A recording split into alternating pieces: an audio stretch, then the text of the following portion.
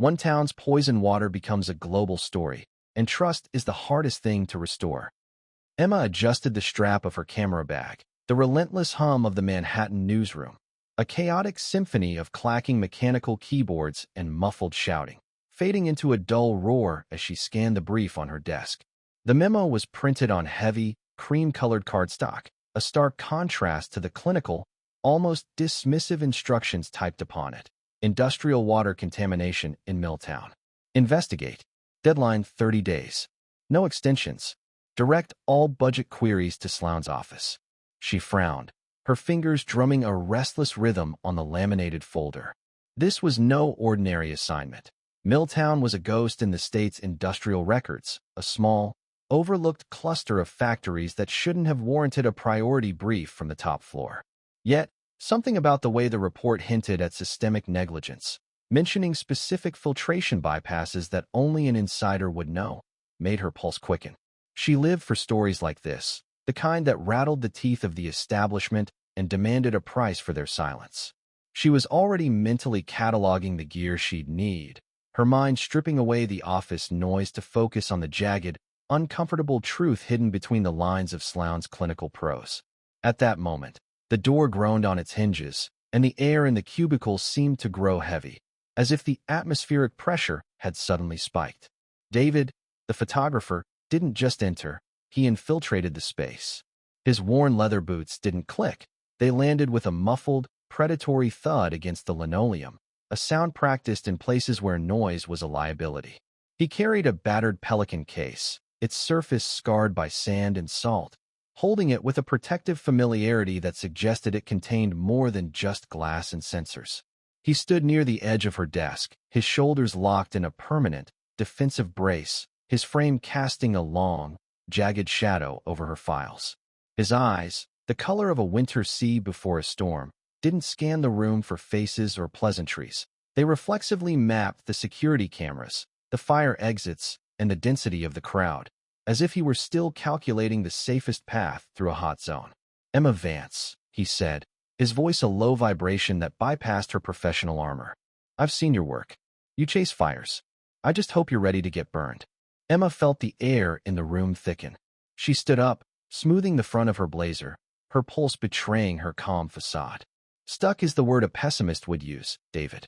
I prefer to think of us as a necessary friction. He didn't smile. Instead, he adjusted the strap of his Nikon, his fingers tracing the frayed fabric with a rhythmic, grounding motion. She noticed the slight, persistent tremor in his left hand, a ghost of a tremor he tried to bury by gripping the camera body. They stood in the wake of an unspoken challenge, a veteran of visual trauma meeting a crusader of the written word, both realizing that Milltown wasn't just a job, it was a collision course. Both understood the stakes instantly. This wasn't a standard environmental piece, it was a deployment. The departure was abrupt, a tactical withdrawal from the newsroom surveillance. The transition from the city to the hinterlands was a blur of fractured asphalt and the rhythmic, metronomic slap of windshield wipers against a windshield smeared with the oily residue of the highway. Outside, a relentless, iron-colored rain began to fall, drumming against the roof of their battered rental car with the persistent, hollow thrum of an interrogation room. It wasn't a clean rain. It felt heavy, laden with the soot of the industrial corridor, bleeding the color out of the landscape until only shades of gray remained. David drove with a white-knuckled grip on the steering wheel, his eyes fixed on the road as if searching for tripwires, the interior of the car filling with the claustrophobic scent of damp upholstery and the steam from his bitter, black coffee. As they crossed the rusted suspension bridge into Milltown's shadow, the air turned thick and acrid, the natural petrichor of the storm choked out by a metallic tang that tasted like oxidized copper and chemical runoff. Emma began to work with a feverish precision, her pen carving jagged notes into her pad as she questioned residents who spoke in hushed, jagged sentences. Beside her, David became a silent extension of his Nikon, each shutter click a deliberate strike, capturing the sallow skin of the local children and the way the tap water ran with a faint, iridescent shimmer of something that should never have been swallowed. The shadow first appeared in the rearview mirror, a charcoal-colored sedan with tinted windows that hovered exactly 3 car lengths behind them for 2 miles before vanishing into the steam of a laundry plant. Then came the physical intrusions. While Emma interviewed a frantic whistleblower in a diner booth, a man in a slate-gray security uniform stood across the street, not moving, simply holding a heavy professional camera aimed directly at them, mirroring David's own movements with a mocking precision. The escalation turned surgical by the third night. They returned to their motel to find the doors slightly ajar, the smell of ozone and cheap cigarettes lingering in the room. Nothing was stolen, but Emma's notebook had been moved to the center of the bed, a single, heavy industrial bolt resting on top of it. A silent, metallic promise of what happened to those who tightened the wrong screws. Instead of retreating, Emma felt a jagged, electric thrill. She didn't just see the bolt as a threat. She saw it as a confession. The corporation wasn't just hiding a leak. They were guarding a grave, and the fact that they were already sweating meant the story was even more volatile than she had dared to hope. Nightfall in the motel was never silent. It was a symphony of flickering neon and the distant, rhythmic thumping of the factory's steam turbines. They sat on opposite beds, the floor between them littered with topographical maps and water assay reports. David sat in the shadows, his hands finally still as he disassembled his camera lens with surgical precision. He began to speak then, not about the war in generalities, but about a specific afternoon in a valley outside Kandahar, the exact frequency of the silence before an ambush, and the way the dust looked through a viewfinder when the world started to explode. He admitted that for years, he had viewed life through a 50mm lens to keep the pain at a distance, a glass barrier between his soul and the dirt. Emma watched him, her laptop humming a low, steady heat against her knees. She didn't offer empty comfort. Instead, she shared the cold, sharp reality of her own drive, the obsession with the truth that had cost her every stable relationship she'd ever had, the way she used words to build scaffolds over the abyss. "I don't need you to be a shield, David," she whispered, her voice cutting through the stale motel air. "I need you to be the witness." In that moment, the professional friction between them fused into a singular, dangerous intent. The trust that formed wasn't built on a romantic whim. It was a tactical alliance of two broken machines finding a shared gear. When their hands finally met over a grainy photograph of a contaminated creek, the contact wasn't just electric. It was an oath. Yet even in these small victories, the weight of consequences lingered. The files they carried, the photographs stored securely on encrypted drives, were dangerous. Someone powerful wanted them buried, and Emma and David were already being pulled into a game larger than their personal ambitions. The trip back to New York was quiet. The car hummed over highways, the city lights drawing closer as if warning them that the battlefield would shift from the shadows of Milltown to the very offices that controlled the flow of information. They both sensed it. The story was alive, threatening, and intoxicating, and the first sparks of something unspoken between them had begun to ignite. The newsroom in Manhattan was a glass and steel cathedral of controlled panic, a stark, antiseptic contrast to the rusted decay of Milltown. The fluorescent overheads hummed with a predatory frequency, exposing every tired line on Emma's face as she navigated the labyrinth of standing desks. She could feel the eyes of the senior staff, cold, calculating, and tuned to the frequency of office scandal. The non-fraternization and operational integrity clause was pinned to the digital bulletin board, a silent, legalistic guillotine hanging over their collaboration. Every time David leaned over her shoulder to point out a pixelated detail in a photo, the air between them became a localized storm front, invisible to the sensors but obvious to anyone watching the way their breathing synchronized. They operated in a state of high-alert camouflage. In public, their dialogue was stripped of all subtext, reduced to the brutal efficiency of data points and deadline projections. But in the shared silence of the darkroom or the narrow corridors of the archives, the friction was undeniable. They developed a private language of microgestures. A specific tilt of David's head meant a threat was nearby. A sharp tap of Emma's pen signaled a breakthrough. They weren't just colleagues anymore. They were an insurgency operating inside the heart of the machine, their bond thickening with every encrypted file they shared and every coffee cup they exchanged in the shadows of the fire escape. where the city's roar drowned out their whispers. They began to treat the city itself as an extension of their darkroom, meeting in the transient anonymity of subway stations and 24-hour laundromats. These weren't romantic rendezvous. They were tactical debriefings conducted in the dead space between corporate surveillance shifts. They navigated the newsroom's social architecture with a predator's caution, crafting a private world that vibrated with the tension of shared secrets. Emma watched the subtle shift in David's internal calibration. The man who had returned from a war zone with a 1,000-yard stare was now narrowing his focus onto a single, sharp objective. He didn't just share data. He shared the specific, jagged weight of his silence. The attraction between them became a byproduct of their shared danger, a high-frequency hum that grew louder as the corporate net tightened. Every accidental brush of a sleeve in the hallway was a coded message, a reminder that they were the only two people in the building who knew the true depth of the Milltown grave. They moved in perfect, silent synchronization, Emma providing the analytical framework while David provided the visual evidence, their relationship escalating from a professional necessity to a symbiotic survival instinct. In the dim light of late-night research, the policy against workplace intimacy felt like a relic from a world they no longer inhabited, a flimsy barrier easily ignored by two people who had already committed to a scorched-earth policy against their own careers. When the first official draft of the exposé was prepared, Emma and David reviewed it together in the dim glow of her apartment, their shoulders brushing, hands occasionally meeting over the papers, each contact electric yet unspoken. Their moral compass was aligned. Expose the truth, protect each other, and navigate the labyrinthine dangers posed by a corporation that had already shown it would destroy anyone in its way. The tension between duty and desire created a rhythm to their collaboration. Each scene of investigation mirrored by private moments that strengthened trust and intensified unspoken affection. They were walking a tightrope where the cost of a single slip was total professional annihilation. As the final draft of the exposé took shape, the air in Emma's apartment grew stifling, charged with the silent electricity of a looming storm.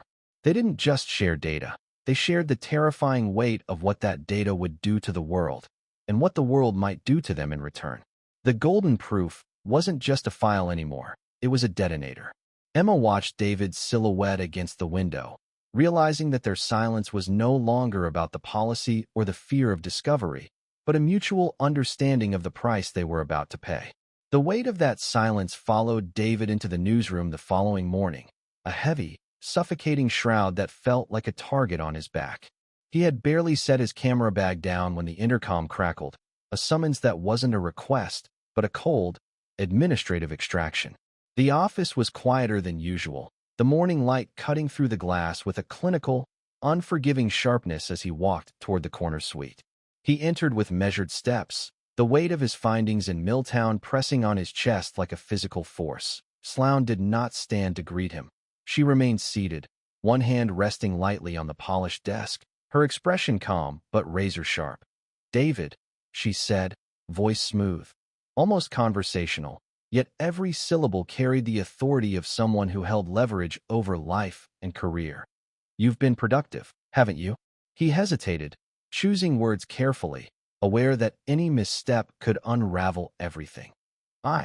We've documented evidence from Milltown," he said cautiously, emphasizing we, without revealing too much. Sloan leaned forward, eyes narrowing slightly, a predatory gleam hidden beneath polished composure. Yes, she said, nodding slowly. "I'm aware. Your diligence is admirable, though inconvenient." Sloan slid a heavy, slate-gray dossier across the mahogany, its weight echoing like a gavel. Inside, David didn't find Milltown records. He found high-resolution satellite intercepts and decrypted military comms from his final tour. The photos were devastating, time-stamped proof of a tactical error that had led to a civilian casualty event, a tragedy David had spent years convincing himself was unavoidable. The Department of Defense calls this collateral damage, David, but The Hague calls it a war crime, Sloan whispered, her voice like ice grinding against stone. "I have the original transmission logs. I know you weren't the one who pulled the trigger, but I also know you're the one who suppressed the evidence to protect your unit. I don't just own your career, I own your freedom. She leaned back, her silhouette framed by the uncaring skyline. Burn the Milltown drives. Wipe the servers. Walk away from Emma Vance. And this dossier stays in my private vault. Refuse, and I'll ensure Emma is indicted as your primary accomplice in a conspiracy to obstruct justice. She won't just be fired. She'll be dismantled in a federal court. The air in the room felt like it had been replaced with mercury. David looked at the woman across the desk and realized she hadn't just found a weakness. She had engineered a cage. His decision didn't come from a place of defeat, but from a cold, tactical necessity. To save the woman who had given him a reason to witness the world again, he would have to become the very ghost she feared most. He walked the corridor back to his desk, steps measured, heart racing, mind plotting the impossible balance of deception, protection, and truth. The city outside hummed obliviously, unaware of the private war being waged within the walls of glass and steel, a war of ethics, loyalty, and human connection, where the stakes were lives, careers, and the fragile hope of redemption and love intertwined. David didn't return to Emma that evening, not with the warmth they had shared, not with the laughter that had softened the edges of their fear. He remained at his apartment, staring at the Milltown files spread across the table, the weight of Sloan's ultimatum pressing down like an iron vice. His hands trembled slightly as he made the decision that would haunt him forever: protect Emma at all costs, even if it meant destroying the fragile trust between them. The next morning, he walked into the newsroom with deliberate coolness, a mask of indifference carefully applied. Emma noticed immediately, the sparkle of shared purpose replaced by calculated distance, the warmth of connection chilled into polite detachment. "David, are you okay?" she asked, voice tinged with concern, unaware of the storm brewing inside him. But he offered a small, neutral shrug, eyes avoiding hers entirely.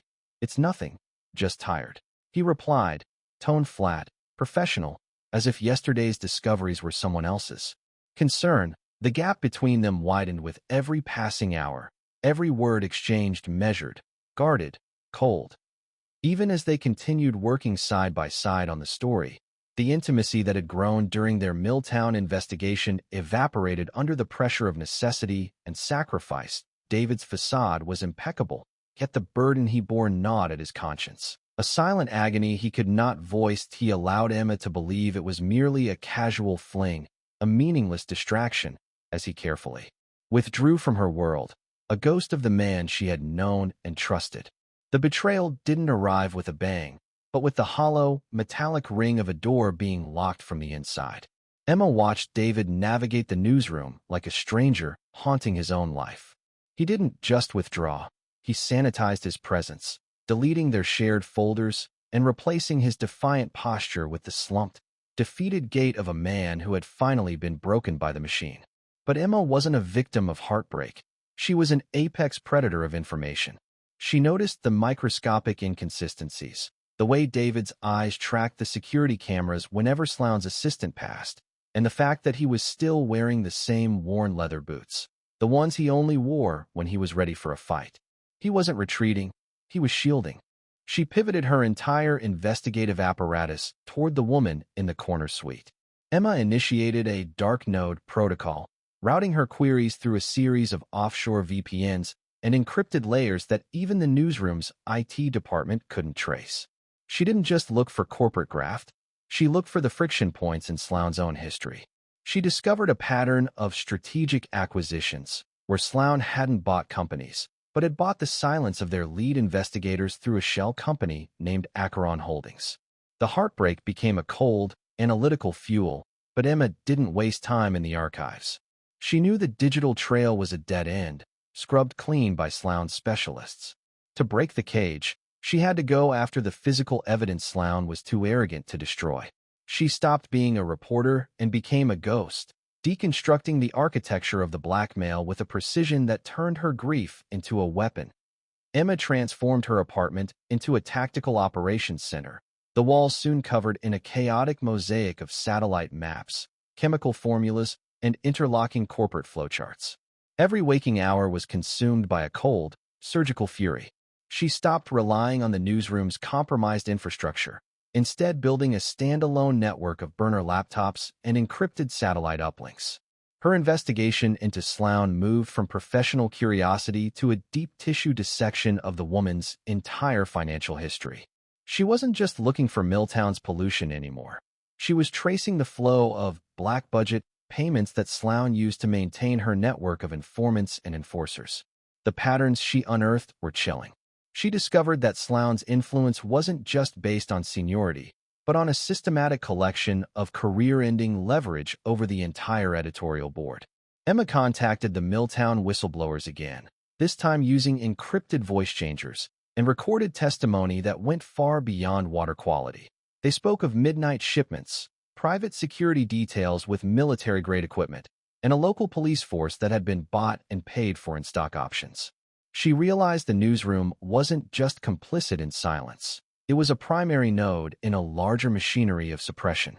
Each new lead acted as a stabilizer for her resolve, stripping away any remaining hesitation as she prepared to turn the tools of the establishment against the very woman who believed she had mastered them.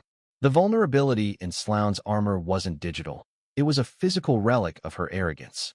Emma tracked a recurring high-security courier route to a brutalist penthouse overlooking the East River, a secondary residence that functioned as Sloan's private dead zone for sensitive physical files.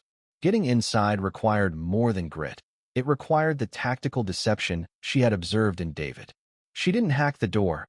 She shadowed a catering delivery, wearing a decoy uniform and a cloned RFID signature she'd sourced from the city's gray market fixers. Inside, the air was pressurized and chilled to a precise 18 degrees Celsius, smelling of ozone and expensive wax. In the subfloor vault, hidden behind a false panel of legal archives, she found the Miller D. file. It was a masterpiece of manufactured ruin.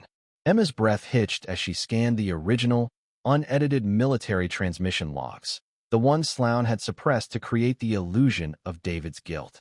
It was all there.